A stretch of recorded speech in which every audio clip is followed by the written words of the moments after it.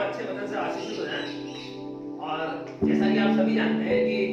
हम लोग अभी अभी क्रिसमस का त्योहार मना के आए हैं और कितने आनंद और उल्लास के साथ सारे विश्व में प्रभु यीशु मसीह के जन्म के उत्सव को मनाया गया है। और बहनों भाइयों, एक बहुत बड़ी घटना बाइबल के अंदर वर्णित करी गई है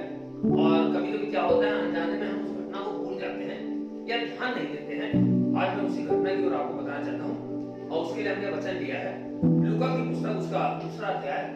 उसकी 28 से 30 आयत तक। और यहाँ से लिखा हुआ, तो उसने उसे अपनी गोद में लिया और परमेश्वर का धन्यवाद करके कहा, हे स्वामी, अब तो अपने दास को अपने वचन के अनुसार शांति से विदा करता है, क्योंकि मेरी आंखों ने तेरे उद्धार को देख लिया है। मेरे भाइयों, शमूएल नाम का एक व्यक्ति यरूशलेम में रहता था और वो बहुत धार्मिक था और पवित्र आत्मा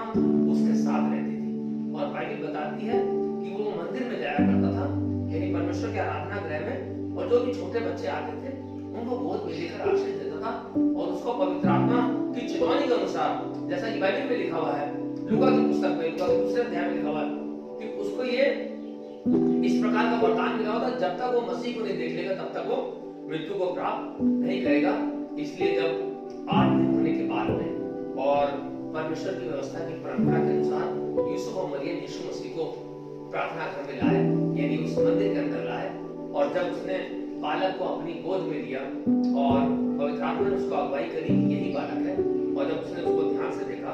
और उसने कहा कि मेरी आंखों ने तेरे उद्धार को देख लिया है, मेरे भाइयों, तब समझ लीजिए उसके बाद जो है परमेश्वर का वो वचन पूरा हुआ। उसके बाद ही उसकी मृत्यु हुई। उससे पहले जब तक परमेश्वर का जन्म नहीं हुआ था, यीशु मसीह संसार में नहीं आए थे,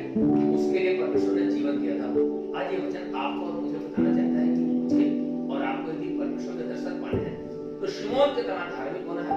शिमोन की तरह पवित्र आत्मा के अभिषेक से भरना है